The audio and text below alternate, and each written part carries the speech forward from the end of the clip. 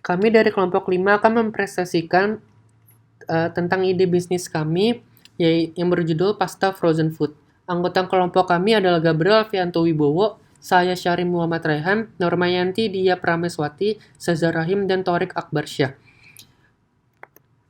Ini adalah mind map dari kelompok kami yang sudah didiskusikan secara matang dan menghasilkan ide bisnis kami dengan tema food pandemic. Problem yang kami temukan adalah berkaitan dengan pandemi, yang menjadikan ini poin pertama kami. Karena pandemi ini yang sedang kita lalui bersama, banyak masyarakat yang khawatir dengan memesan makanan dari luar rumah. Kedua, bersangkutan dengan poin yang pertama, masyarakat juga malas dengan memasak sendiri di rumah yang menyebabkan ingin membeli makanan di luar. Poin terakhir, berkaitan juga dengan poin yang di atas, karena rasa yang beda. Maksudnya adalah masyarakat takut jika memesan online akan merasakan rasa yang beda jika makanannya sudah dingin. Berlanjut ke solusi, kelompok kami menyimpulkan dari problem di atas menjadi 3 poin. Pertama, kelompok kami membuat ide bisnis ini karena kepraktisan. Karena kami tahu bahwa masyarakat yang membeli makanan dari luar dikarenakan malas membuat makanan sendiri. Kedua, karena higienis. Masyarakat sekarang sedang dalam tahap yang takut dengan barang yang dikirim dari luar rumah. Oleh karena itu, kami membuat packaging makanan yang aman dari virus. Ketiga, kami membuat frozen food ini agar bisa tahan lama. Karena makanan yang sudah dibeli tidak perlu lagi harus cepat dimakan karena frozen food ini bisa didiamkan di dalam lemari es dan menjadi makanan yang siap kapan saja.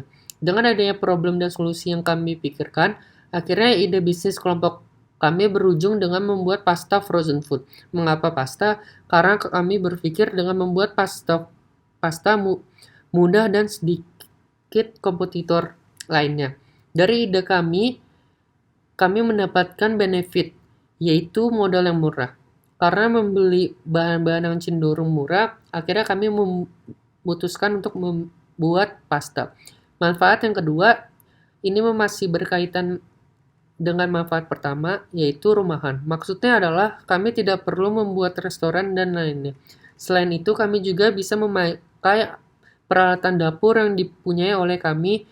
Dengan begitu, kami juga bisa menekan modal yang kami keluarkan tidak perlu besar. Dan terakhir, manfaat ini adalah yang akan didapatkan oleh pembeli kami, yaitu tidak perlu takut menyetok makanan ini. Karena makanan ini tahan lama seperti yang kami sudah jelaskan di solusi nomor 3. Kenapa ide tersebut muncul? Yang pertama, karena adanya pandemi ya, yang menyebabkan pemerintah mengeluarkan kebijakan pembatasan sosial berskala besar atau PSBB, yang menyebabkan kita tidak bisa keluar masuk rumah jika tidak ada kepentingan yang mendesak. Jadi jalan keluarnya mungkin kita bisa membeli makanan via online. Yang kedua, mungkin karena efek dari PSBB juga, di rumah terus nggak bisa makan di luar, mungkin bosan kali sama makanan rumahan, masakan yang itu aja. Yang ketiga, masih berkaitan dengan nomor 2, entah itu bosan dan ingin mencari makanan yang baru, jalan keluar satu-satunya adalah membeli makanan via online. Yang keempat, karena mungkin nggak bisa masak ya, yang biasa makan di luar, tapi karena restoran nggak bisa dine in dan keluar juga kalau nggak penting-penting amat nggak usah keluar, ya lagi-lagi jalan keluarnya memesan makanan via online. Yang terakhir mungkin jadwalnya sibuk, padat atau segala macem, nggak ada waktu untuk masak karena masak itu lama, ya lagi-lagi memesan makanan via online. Kapan ide bisnis akan dipublish? Secepatnya sih maunya, mungkin nunggu situasi rada membaik.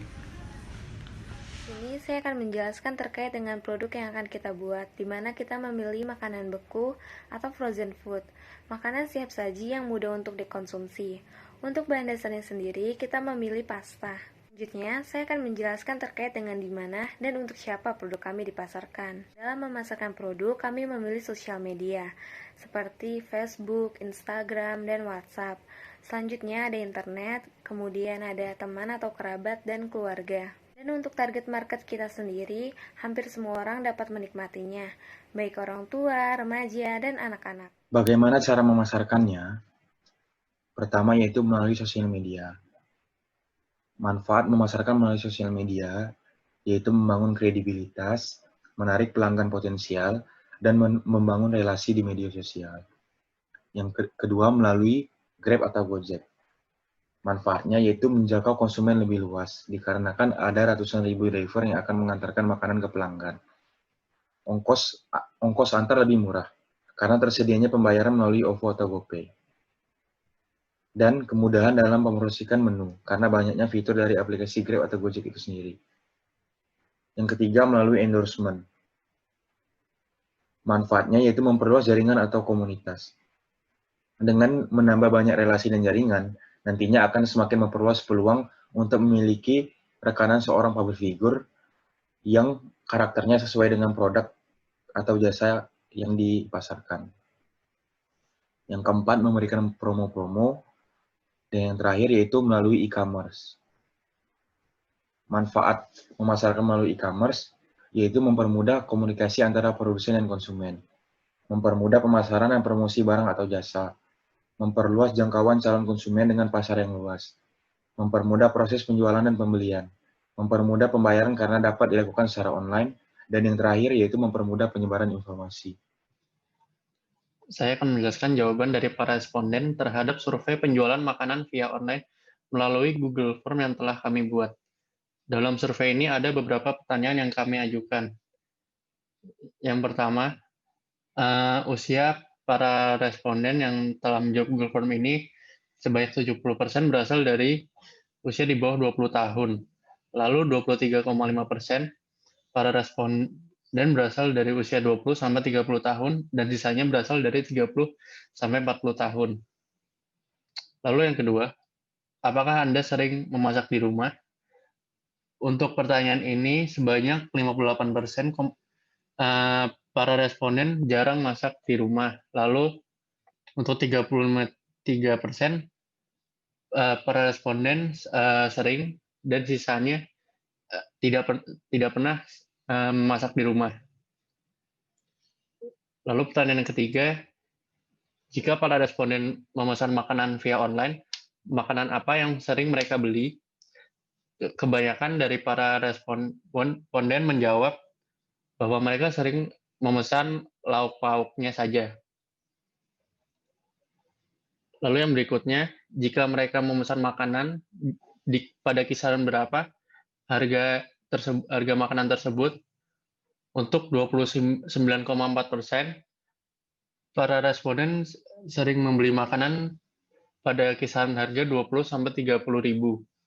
Sisanya untuk setiap 23,5%, para responden membeli di kisaran harga 30 sampai 40 ribu, 40 sampai 50 ribu, dan di atas 50 ribu.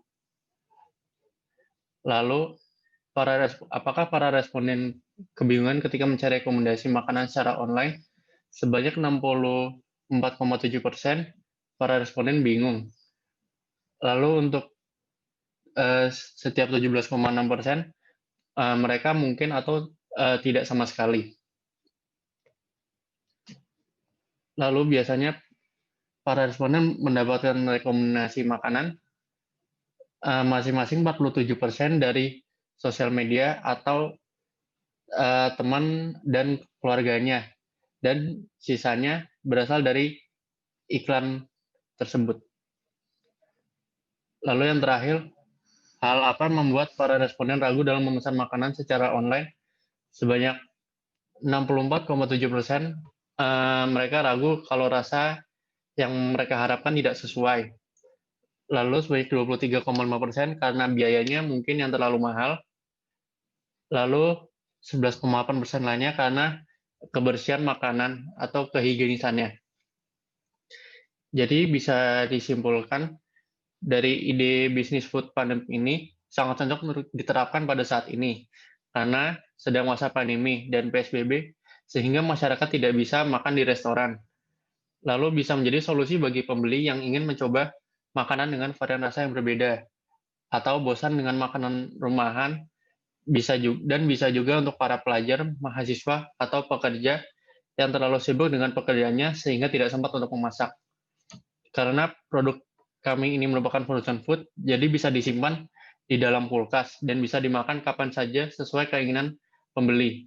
Sekian dari kelompok kami, kurang lebihnya mohon maaf dan terima kasih.